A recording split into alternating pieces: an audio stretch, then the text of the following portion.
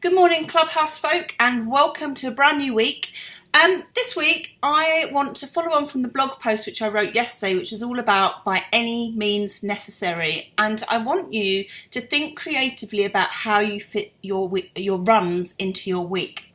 So I'm incredibly busy at the moment. What's new there?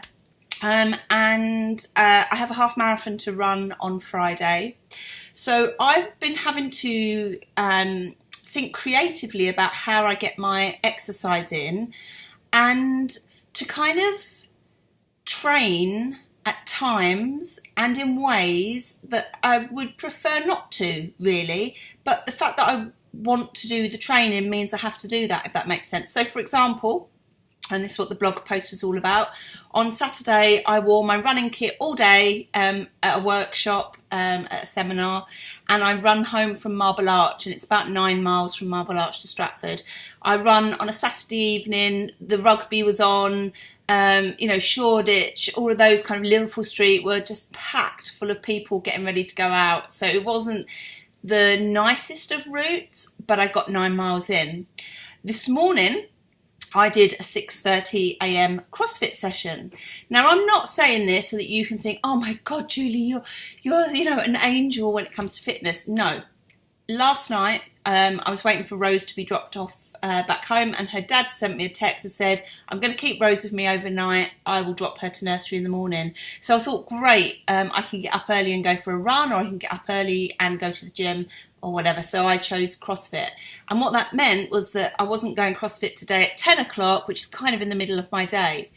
Now, one of the things that I've often spoke about in the past, and this is your session for the week, is something called A to B runs. Now, A to B runs are runs which start from one location and end at another location. So they're not a circular route. So it's not leave your front door, run and come back. And the purpose of an A to B run is that you're running there for a purpose. Now, this might sound a little bit silly, but for some reason, I find A to B runs so much easier than circular runs. Because with circular runs, you're running away from home, and psychologically, the further away you run, the further it is you've got to run back.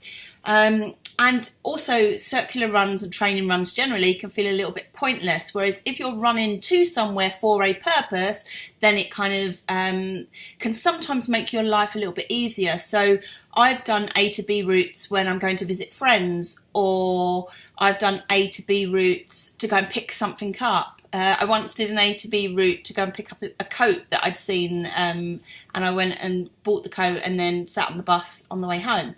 So this week I want you to think about where could you run that is kind of functional, and that perhaps changes your mind about kind of where your running routes are. So, for example, you could get a train somewhere or a bus, or have someone drop you off, and then you could run home, and that would count as an A to B run. So for those of you that are building up your distance, if you're half marathon training or marathon training, sometimes you run out of ideas for routes. So the A to B route can be quite useful because you can start from anywhere and end anywhere. Great example of this, many years ago, there was a race, I don't think they do it anymore, called the Killer Marathon. And not killer as in it kills you, but kilo as in 1,000. So it was 26.2 kilometres, and it went from Derby to Nottingham. And I can remember really clearly being quite inspired by the idea of running from a place to another place that most people would get on the train or would jump in their cars for. So this week is all about being creative, looking at your schedule and looking at how you can fit runs in that kind of help you to multitask, that help you to get your training runs in without it feeling kind of extra to what it is you have to do in the week. Okay, have a great week, and I will speak to you soon. Bye.